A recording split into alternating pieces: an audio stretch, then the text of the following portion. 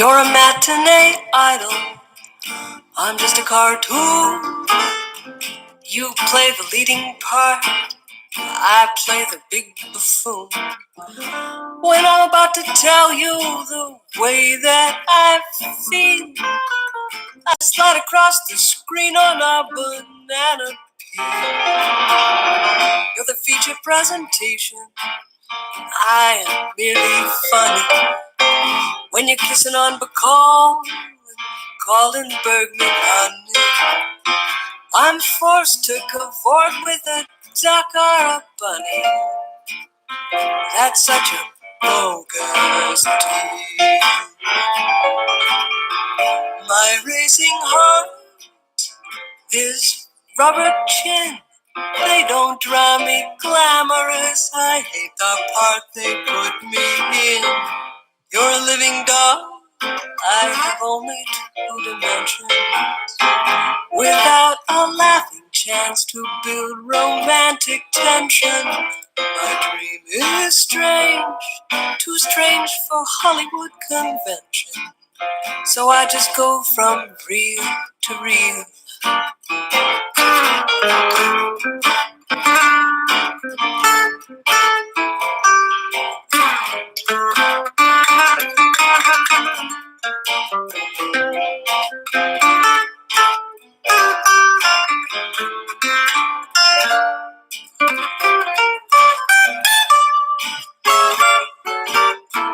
Oh, you're a matinee idol, I'm just a cartoon.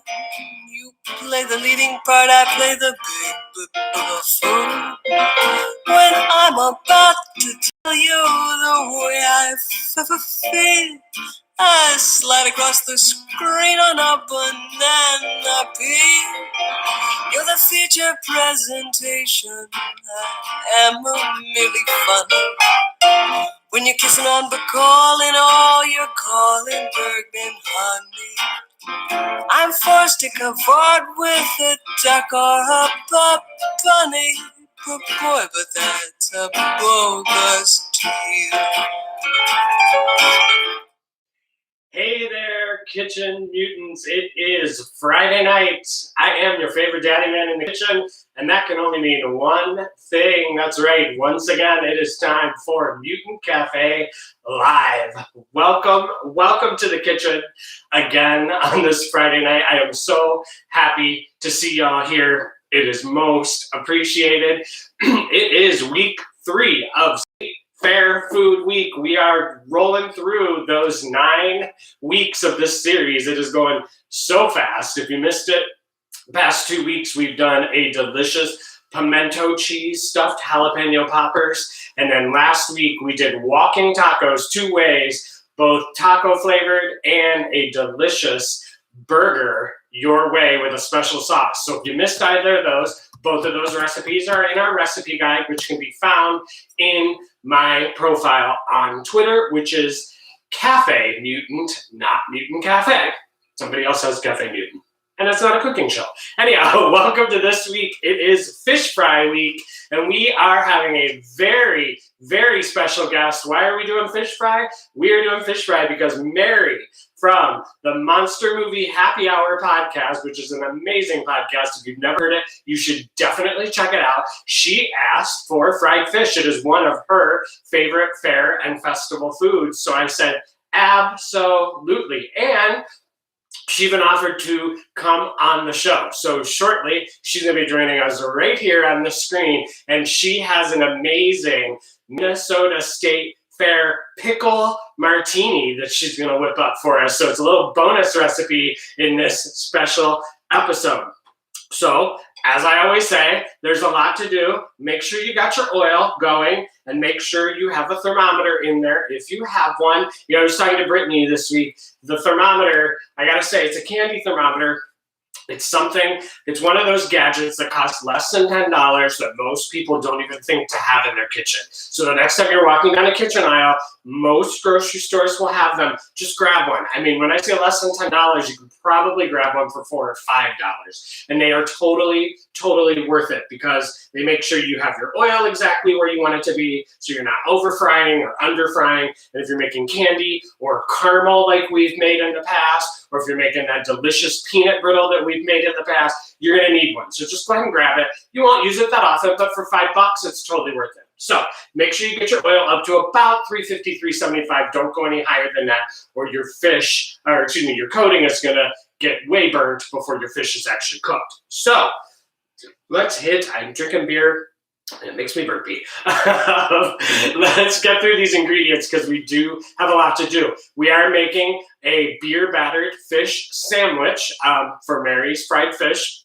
We're doing it 2 different ways. The fish is going to be the same for both sandwiches, but we are making 2 different toppings. We are making a San Francisco street fair inspired Asian slaw with delicious carrots and cabbage and ginger and all kinds of yummy Asian flavors. Or if you want to go the more traditional New England state fair route, we are going to make a delicious, tangy tartar sauce to go on your sandwich. So let's hit the ingredients. You're going to need about 2 cups of shredded up cabbage. I am using a purple cabbage. Green cabbage is fine. I just like the purple cabbage. It's a little sweeter and it's prettier.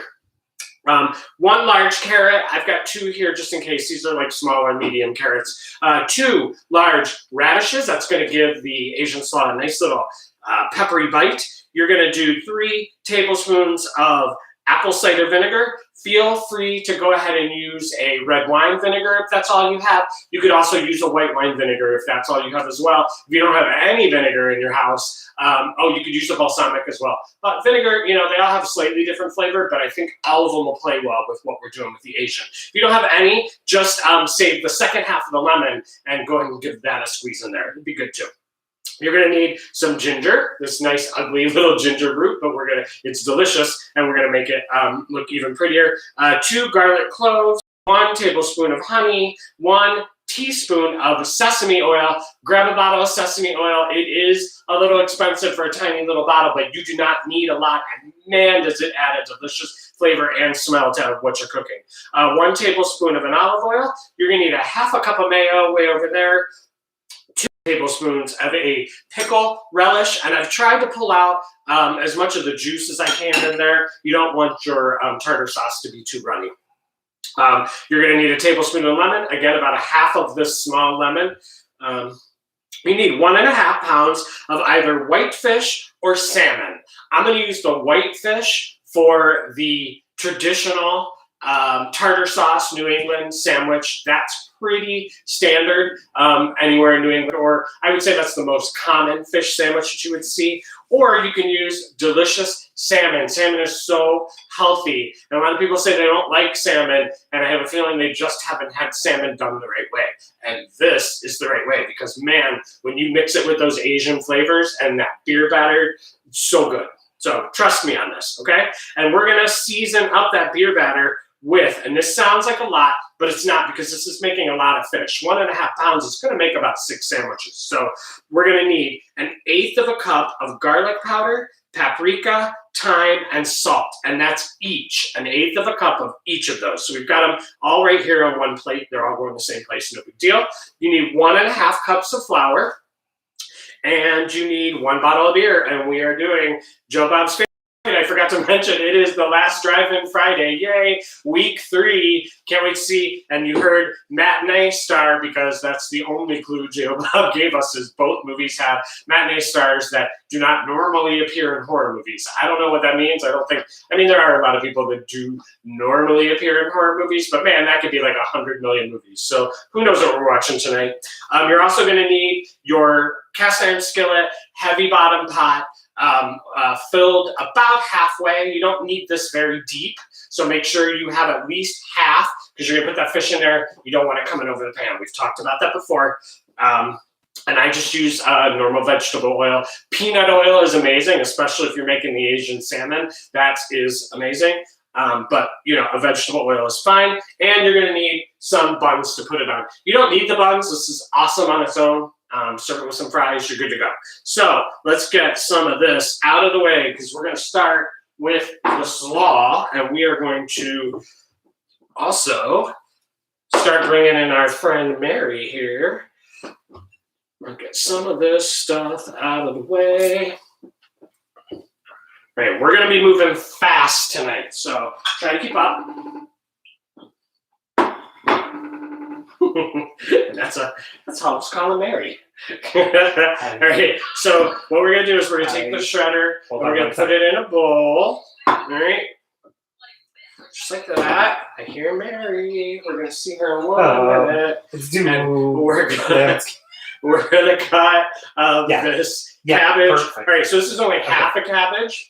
Okay, so you can see it's cut down the center. I used the other half earlier in the week. You may not know, I tried these recipes like 2, 3, sometimes 4 times. We've had this recipe like 3 times and it's delicious and I'm so looking forward to it tonight. So you're just gonna cut right down there like that. So what we're gonna do, we're gonna shred these 2 halves and I'm gonna turn this TV on. Hubs is gonna bring Mary on. We're gonna use this one. We're going to use the big grater on this, and we're just going to start grating. There's Mary. Uh-oh. Volume. Let's see if this works. There we go. Hold on. Volume, volume, volume. You're so tiny. Okay, now we can hear you, I think. Yay! There you are. Hey, Mary. How are you doing? Good. How are you doing? I'm doing good. Good. It's a long week, so I'm really excited to be here with alcohol. Yes, absolutely. Fridays are made for alcohol, right? So I briefly told them what you're going to make for us, but why don't you go ahead and describe it since you are the creator? So this cocktail was inspired by a cocktail that my roommate's work does at Due North Craft Spirits in Minneapolis. And I thought it's the perfect thing of doing state fair food. The most like Minnesota state fair thing you could do is eat a pickle on a stick. So this is a pickle martini. And this can be done a lot of different ways. But basically it's pickle juice, vodka, a little bit of vermouth, and that's about it. Love it. Love it. And I mean, normally you use an olive, so I can see where you're going with the pickle. It's got some of the same briny kind of flavors. Yes, this one is very pickle forward, and I'm the kind of person who will drink pickle juice for fun.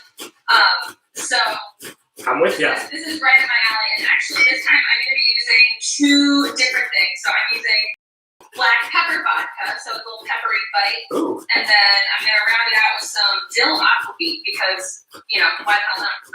It's a dill latte. I love it. Dill and vodka, yes. So what I'm going to do first is I'm going to put a tiny bit of soy sauce in the glass. This is, helps bump up the umami factor. Also makes me feel very fancy because I see people at cocktail bars doing the thing where they roll the stuff around the glass. It's like, nice, fancy. Love it.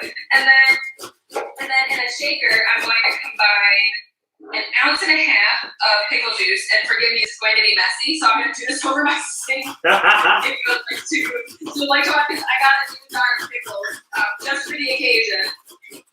So, all right, we got 1. I'm going to do another half in there. Minimal spillage. Success. And then 1.5 ounces of either vodka, gin, or any other combination of sort of lighter liqueurs that you would like. Gotcha. So I'm going to do 1 ounce of black pepper vodka, which I haven't actually had on its own. I'm kind of scared to try it. It's good. It's peppery. Mary, I gotta say, you didn't look that scared. You were right in there. Yeah.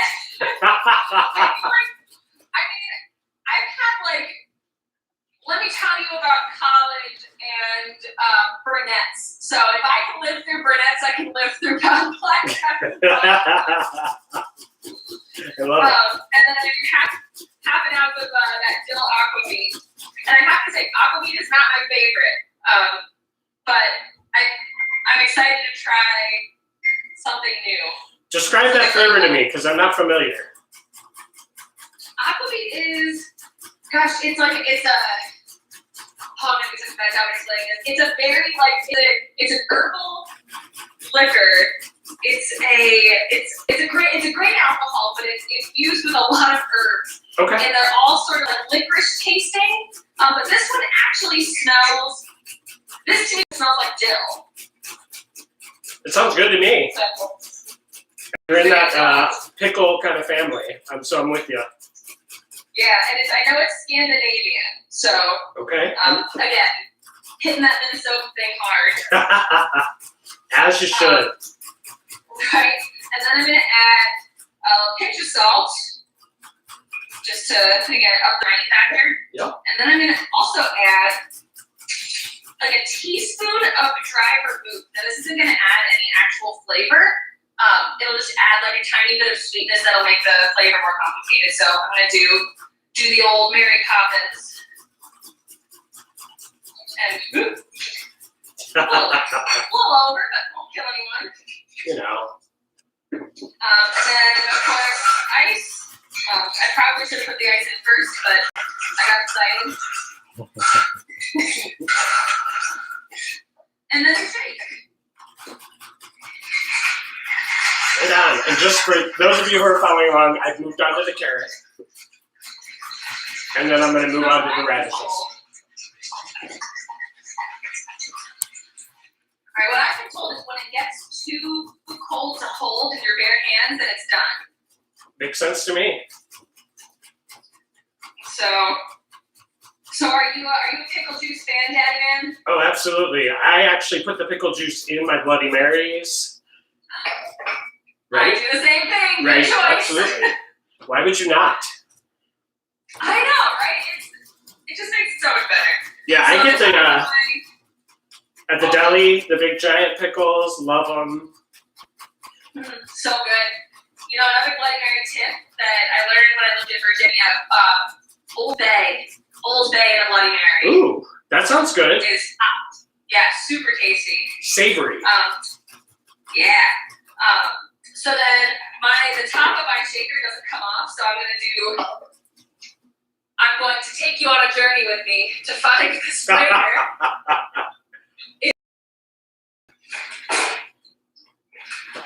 In the liquor cabinet. Right on. And then strain this guy. Oh my god, that is very green. Love it.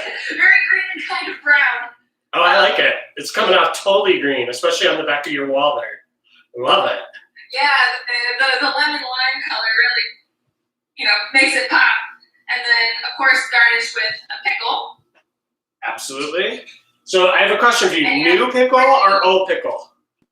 Or I'm sorry, what? Oh gosh. Yeah.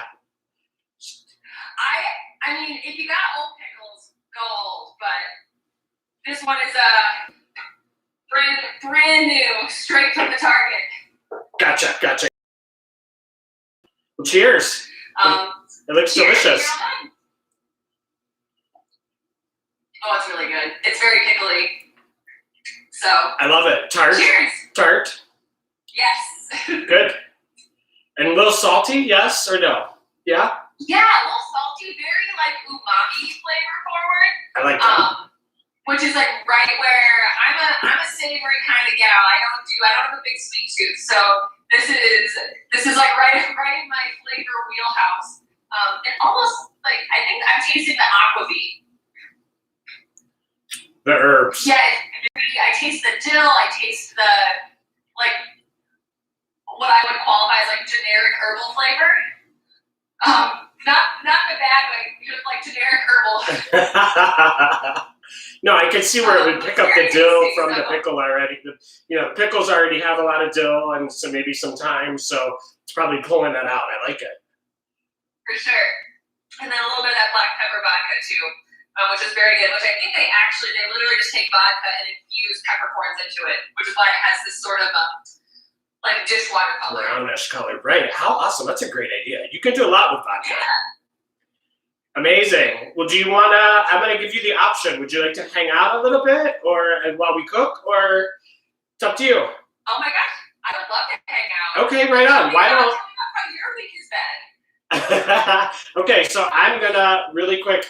Y'all have seen me do ginger before. What you're gonna do is you're just gonna kind of go down the side of this ginger, and you need to pull off the tree bark looking part. You should be seeing a nice beige kind of color. You're also kind of squaring it off, which is making it a little easier. So see how you can see the beige now, and you're not seeing the tree root or tree bark, looking kind of aspect of it. That's the skin, and that you definitely don't want. It's super, super fibrous, and that's not gonna work. Okay, so we have in here the cabbage, we have the radish, and we have the carrots, and now we're gonna grate in the ginger and the garlic while we talk to Mary, and we're going on a smaller grate here, because I think I posted it earlier this week. Mary, tell us about Norman. Oh my God.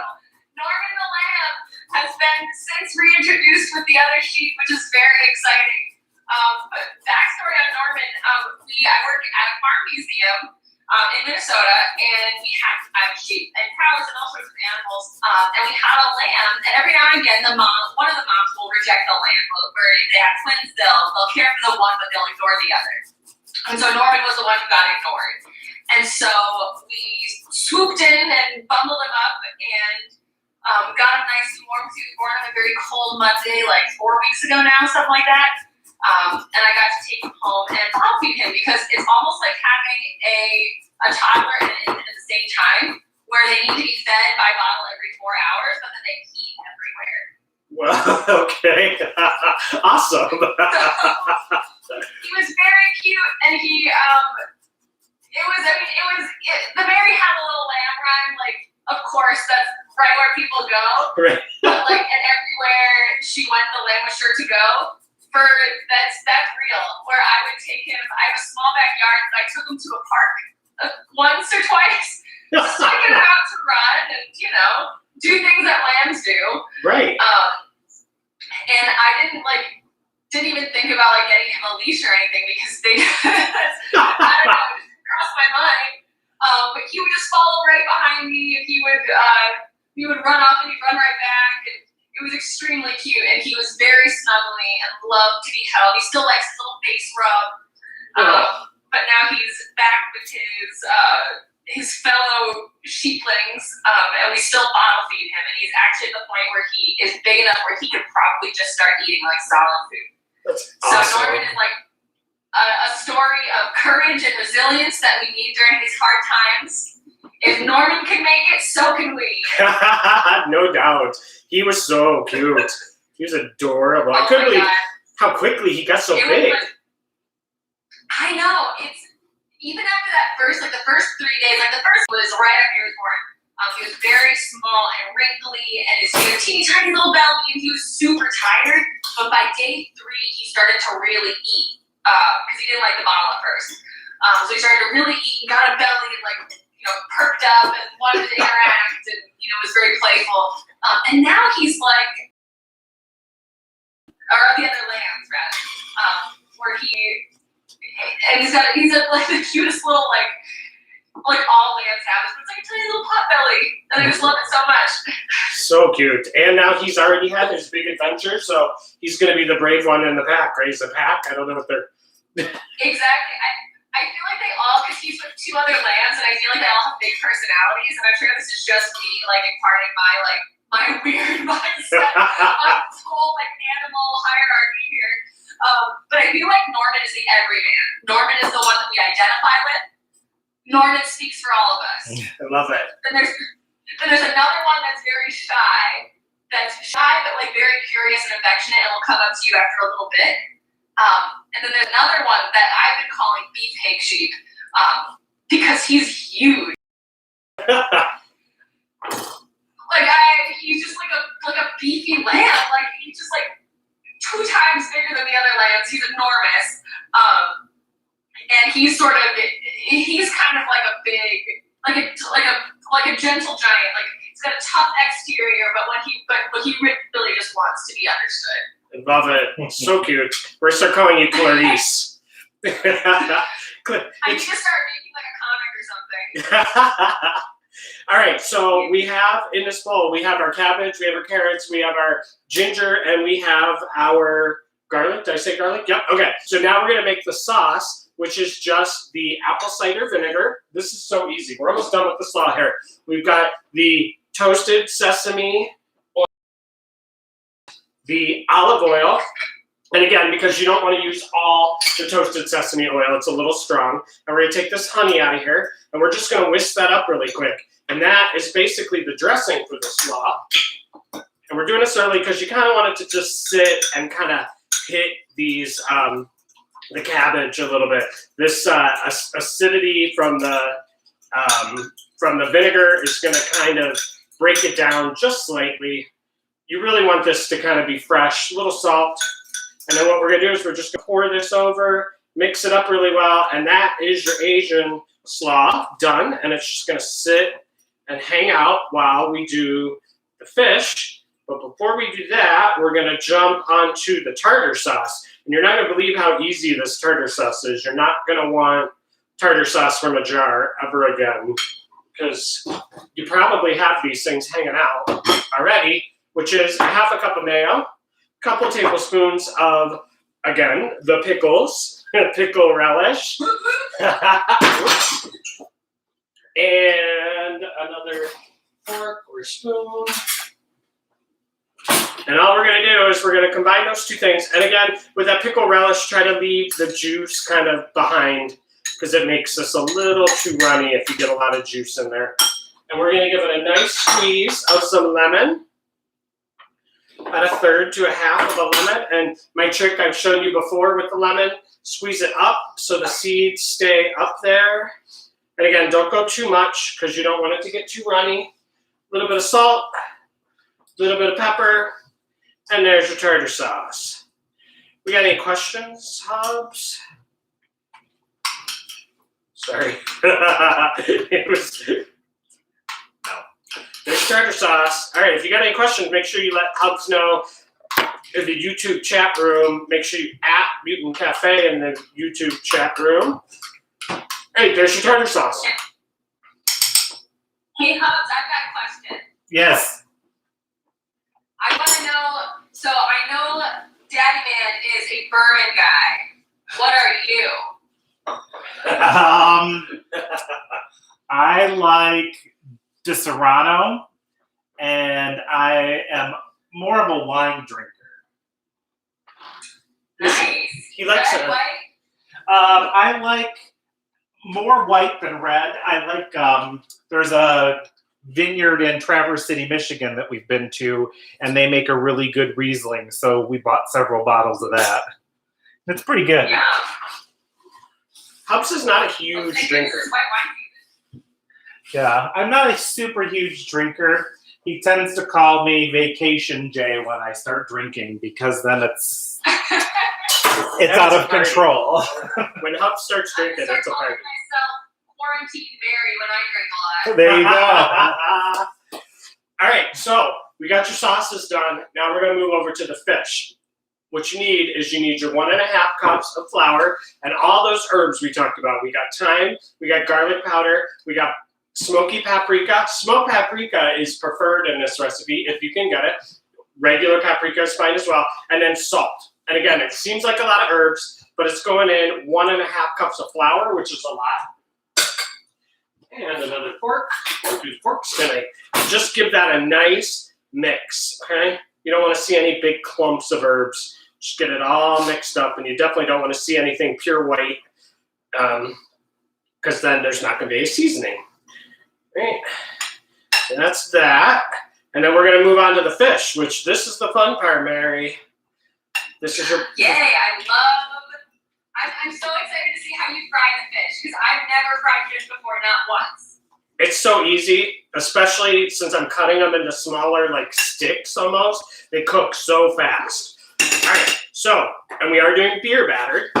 What this beer is going to do is it's obviously got the carbonation in it. And that carbonation is going to mix with the gluten in the flour. And it's going to kind of clump up and make like little air bubbles that are going to get super hot and cook that fish even better. So we're going to go like a third of the bottle first and give it a stir. Nice and gentle and slow. Take your time on this. You're going to want to rush, but please don't rush. It's going to start looking nice and red. And it's going to be clumpy. Don't worry about it. Those clumps are good stuff because when you get those clumps in the oil, that's where you get those little hush puppy pieces at the end of the fish. And nobody minds fried dough, right? Fried flour is a good thing. I mean, they literally sell hush puppies like as a side, so. Okay, just keep stirring this around. It's going to smooth out as you get more beer in here. And I'm using a nice, like I said, I'm using the Lone Star, obviously, because it's a pre-last drive-in show, but any kind of like light IPA. You could definitely, if you wanted to, go for a Guinness, go for something that has a lot of flavor, but because we're already doing so much flavor with that Asian slaw, I didn't want to go super flavorful with the beer. You know, just keep it kind of basic. Where'd you buy the Lone Star? We are lucky enough to have it here in Chicago. I don't know if you guys have Binnies up there, or they. So we do have some. I know that my compatriot and esteemed colleague Scott Cheeseborough has found it on multiple occasions at different places throughout the Twin Cities. So I know it exists somewhere. It just doesn't exist everywhere. Gotcha. Yeah, it's odd how it's just, I've noticed, talking to people on Twitter and online, the randomness of where it is and isn't. It's kind of strange. I wonder if it's something like where we can map out where all the lights are. It's like some sort of like Illuminati thing. They're all in triangles. Joe Bob is out there doing his evil deeds, and we know where he's been because there's Lone Star. Honestly, if I was to bet on anyone being part of the Illuminati, I'd bet on Joe Bob. Right. Anyone who has survived in the business for, 30 years now, he's got something behind him going on. So Bus Driving never dies. Never literally dies. I just announced that we're going tomorrow. Ours finally opened. Oh my God, really? Yeah. It was a fight. It was supposed to open like 4 weeks ago. The state said yes. And then they immediately said no, like within the same day. Right. But the drive-in kind of went to the state and said, look, we're the same. Chicago has a lot of restaurants where you could do curbside now. And they kind of said, well, really, if we follow the same rules that you're making restaurants follow for curbside, what's the difference? And in reality, there isn't much of a difference. So you can't park right beside each other. You can only park in every third spot. The concession's closed. But I mean, other than that, you're in your car. So what's the matter? Yeah, gosh, that's actually one thing that Dave thought about when all of this is going on. It's like, all right, so what's gonna be sort of the new social landscape when social distancing is still in place, but we're allowed to sort of move around more freely. And he was like, yeah, I think drive-ins are gonna make a comeback. Totally. I'm excited. I mean, I'm excited and I'm not excited. I want to get in, first of all. I'm excited that everybody will get to go and everybody will start experiencing it. I'm just hoping it doesn't sell out. I mean, we've always gone and it's always been pretty full. We're going to McHenry, Illinois, a little closer to you, about an hour north of Chicago. Okay. I mean, not, drivable for you, obviously, but okay, so we got this all mixed up. Don't mix it too much because you'll start getting real doughy and glutinous. That's definitely not what we want to do. All right, so we're good with this. Let's cut the fish. I'm going to start with salmon. Again, you can use salmon or whitefish. Oops, I got a board for this. Also, make sure you have a plate at the ready with a paper towel to put the fish on when we're done. And have some tongs and obviously my knife just here. Okay. And check your heat, and you should be at 350. So what we're gonna do, if you notice the salmon has like some thicker end and a thinner end. That's pretty common. I'm gonna cut this thin end off for now. Kind of put it off to the side. We're gonna take this thicker end, and basically all we're gonna do is go about 1.5 inches and make nice long strips. Okay. All the way down. Now this is making 3 strips, and this is so thick And that is way too thick, obviously. I got two cameras. It's a little too thick, so I'm going to then go on its side and cut it in half. All right. Here comes the fun part. So we got it all. So I got 6 pieces out of this. And this was 3/4 pound of fish, so that's pretty decent. And again, this should be deboned already and ready to go. Make sure you got the skin off the salmon. You don't want that. And all we're going to do, it's going to get a little messy on your hands. Get your water running if you need to. You're just going to take each piece. Here, let me flip here. You're going to dip it in this beer batter. And this is literally going to take 4 minutes in this oil. Okay? Make sure it's really nicely coated. Again, wet hand, dry hand, wet hand, dry hand. All right? Keep one hand goopy, one hand clean. It's a good life advice. And right in the oil. There we go. We are frying. It's always good life advice, right? One hand clean, one hand goopy. It's the Friday night hand. This is the Sunday hand. Friday night hand, Sunday hand. Yeah. I was raised Catholic, so I definitely get the Sunday hand. And the Sunday hand has no clue what the Friday night hand did. Not a thing. All right. And you can get all 6 of these in this pan. It just kind of depends on how big your pan is. But it immediately starts puffing up, which is beautiful. Okay. And again, this hand is completely messy, so that's why we're keeping this one clean. Okay. Go with these last 2. And then we'll move over to the whitefish. The whitefish, I'm not going to cut in strips because I'm going to go traditional. Normally when you get a traditional whitefish fish sandwich, you get a nice big piece. So we're going to keep that going. Right in that oil. And some of this broke because it was a little thinner. Who cares? It's just as good. More surface area for the crunchies. I don't think anybody will complain about that. Okay, don't overcrowd your pan. Wash up my hands, grab my tongs.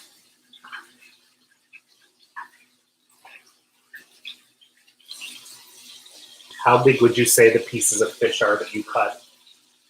Thickness-wise, I would never go thicker than an inch, maybe 3/4 of an inch to an inch. Length-wise, doesn't matter. Go the length of your bun, which my buns are about, I don't know, I'm pretty bad at measuring, but 6, 7, 8 inches. It's a standard like hoagie bun. And I'm going sourdough. All right, so these have been in there for a minute or 2. We're going to give them a flip. They're already looking beautiful, frying up nicely. And again, because we kept that pan at only half full of oil, we still got a nice little 1.5 inches easily at the top. So we're not worrying about it popping up and hitting that fire under this pan. Oh, yum, yum. And that fish smells so good. And this is the juiciest salmon I've probably ever had. Because it's nice, the coating basically seals it inside. So it's like, right? So it's like, but the juice doesn't have anywhere to go because that coating is hard on the inside. So that juice is staying in the salmon. So be careful. I burnt my lip the first time I had one of these. Took it right out of the oil, put it right in my mouth, and burned my lip. It's hard not to. All right. Have a beer? Cheers again. How's that cocktail going? How's that cocktail going? Oh, is it gone? Oh, it's gone. Atta girl. It's so. I mean, it's been such a long ass week in so many different ways. So this is something I've been looking forward to since Monday. Me too. And I mean, all ye mortals be warned. Like whenever I make cocktails, they don't taste like booze. They taste good. Right. Oh. So, because we just taste like tasty pickle juice. So now I'm debating, like, what do I do? What do I do now? Make another one? Absolutely. Why is that a debate? We got 2 movies to go. We got a long evening. I'm gonna try this one with like all of the aqua meat. I'm gonna use some black pepper vodka. Okay. I'm gonna switch up. Why not? How are we doing on time? I also feel like there's a place for Worcestershire sauce somewhere in this recipe. Oh, yum. Oh, yeah. Okay, so the whitefish, we're gonna leave, we're not actually gonna leave it whole. There is a divider in this whitefish, so you can just tear it right down like that. So you got nice big pieces like that, and we're gonna get that in here. And I'm not gonna do all the whitefish like I did all the salmon. We're gonna give this one more minute, but man, it's almost done. And let me just give you a little peek here at what's going on. See how delicious and crispy that is? Up there, down low. Oh, yeah. So golden. This piece is done right here, I can tell. And I'm gonna go ahead and do exactly what I said not to do, which is take it right out of the pan and put it in my mouth. Mmm. Mmm. So good. How's it taste? Mmm. So hot. Oh, really good. All right. So we're gonna go one more minute on this, and then we're gonna put while we fry the whitefish, I'm gonna put the first sandwich together. You have any guesses on the movies tonight? That's a good question. So my one guess that I had for Joe Bob, so it was like a non-traditional leading actor. I'm like, maybe I'm just like trying to like self-fulfilling prophecy here, but I really hope it's Mandy with Nicolas Cage. Oh, you see the face Hubs just made. Hubs is not a fan. I love that movie. I love it.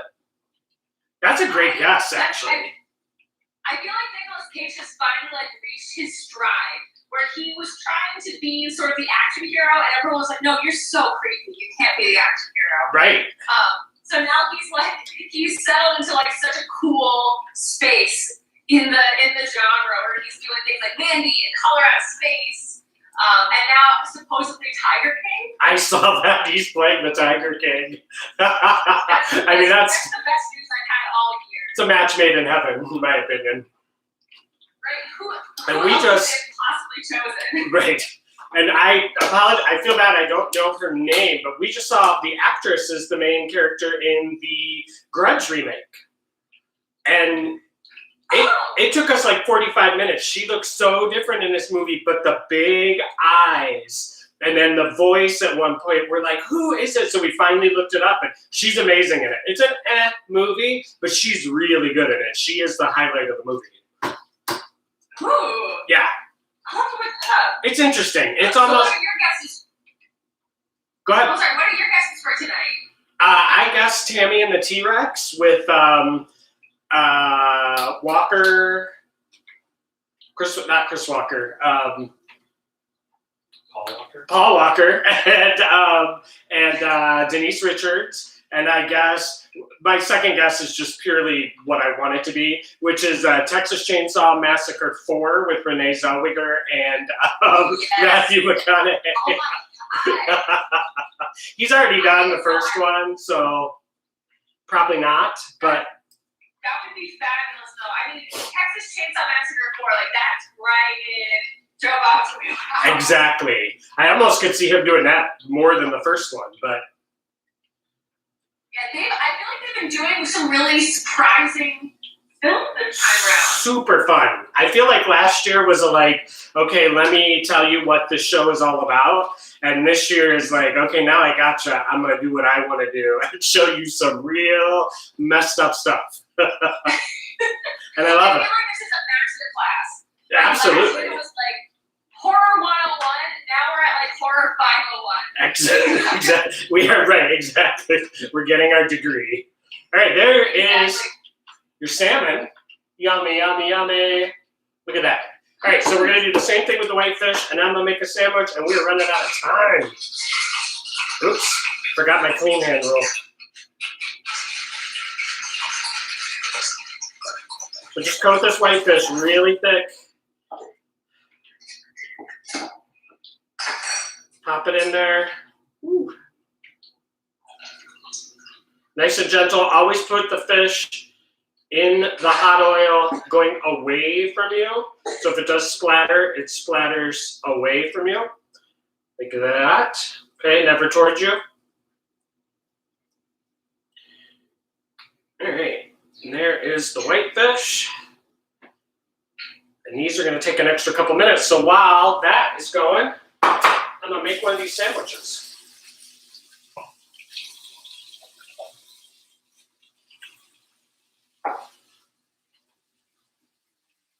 So I'm on cocktail number 2. And update, the aquavit is good, but not as good as the black pepper vodka. Okay, good to know. I really want some of that black pepper vodka. I want to try that drink. It's, hey, when we can travel across state lines again and be within distance of each other, I will bring you some black pepper vodka. Yay, that's a deal. We have to get together for sure. With vodka or without, I'm down with that. All right, sandwich couldn't be easier, really. I mean, I don't need to tell you how to make a sandwich.